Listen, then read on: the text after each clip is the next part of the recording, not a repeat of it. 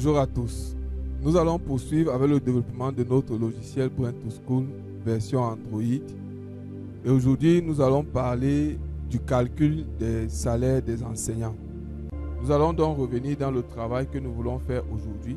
Pour la fenêtre 16, nous avons créé une fenêtre selon le modèle que nous avons défini dans notre projet. Et nous avons ajouté cette zone multiligne. Ici, c'est professeur, avec le nom du professeur ici, le libellé ici, c'est professeur. Et nous avons placé. Vous pouvez vous rappeler que dans la version PC, nous avons exactement placé ces flèches de cette manière, faire les pointages des heures des enseignants. Après cela, nous avons ajouté une zone répétée avec la description suivante. C'est une zone répétée pointage. Il y a un ID matière, nom de la matière, nombre d'heures, le montant, le nom de la classe, ID classe et le taux horaire.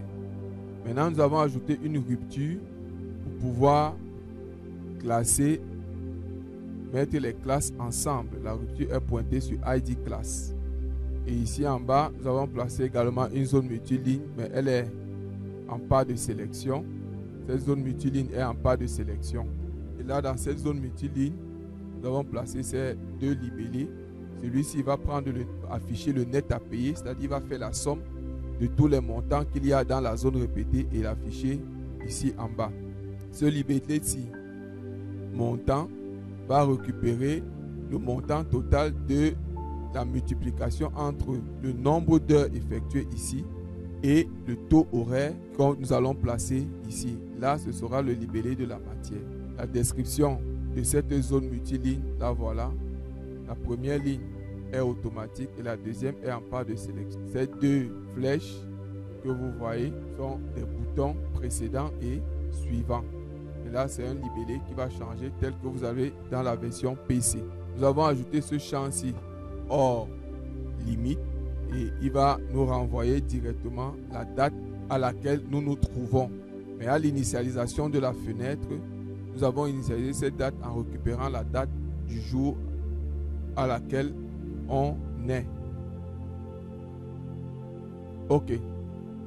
Ceci étant, nous avons ici dans le deuxième plan de notre fenêtre, nous avons ajouté ce champ de fenêtre interne dans lequel nous allons appeler toutes les fenêtres internes que nous allons utiliser pour cette fenêtre 16. Voilà, tout est bon.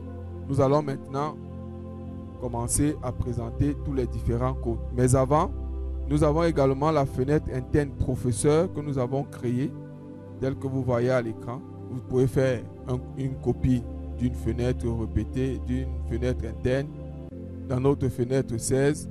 Maintenant, nous allons passer au test de notre fenêtre. On va saisir le mot de passe. OK. On va calculer les salaires.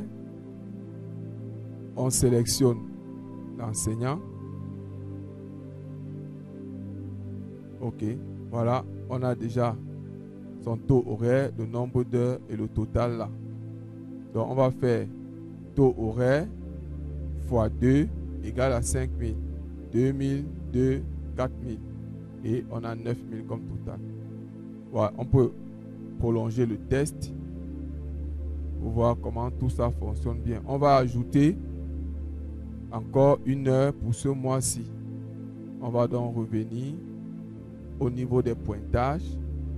Le pointage, c'est ici. On va aller en classe de 6e. On va choisir cet enseignant. On va lui dire que ça, c'est une heure qu'on a pointé le 8 de ce mois. 2 heures en physique, chimie, technologie. On enregistre. OK. Si on récupère encore le même enseignant, on voit déjà 4 heures ici. Et si on revient pour calculer son salaire, on va voir que le salaire a changé. Ici, c'est déjà 8000 parce que c'est 4 heures. Vous voyez comment cela se fait de manière automatique. On connaît donc quel est le salaire de l'enseignant Et le calcul ici se fait mois par mois. Mois par mois. On peut même ajouter un pointage pour la classe de 6e B. Le voici en mathématiques. Il a fait 2h13. On enregistre. Si on revient pour calculer son salaire, directement, quand on sélectionne, vous voyez ici, 6e B, 2500, il a fait 2 heures de maths, 5000, on est déjà à 18 000. Donc c'est ainsi que notre logiciel calcule de manière automatique le salaire des enseignants pour que vous n'ayez plus de casse-tête. Merci d'avoir suivi cette vidéo. N'oubliez pas de liker, de partager et de commenter.